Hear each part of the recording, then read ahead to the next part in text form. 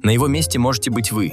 Именно под таким девизом депутаты Ил-Тумена сохранили мандат своему коллеге-коррупционеру Семену Филиппову от КПРФ. Вдвойне смешно, что за него вписались не только коммунисты, но и единороссы, как за своего родного. Круговая порука, как она есть. А лично я воздержусь голосовать за отстранение депутата Филиппова.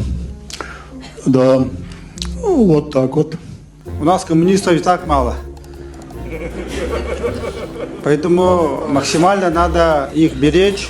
И я призываю коллег или против, или воздержаться от отстранения нашего коллеги. Спасибо. Как говорят, русское пословие жизни, от сумы до тюрьмы не зарекайся, да?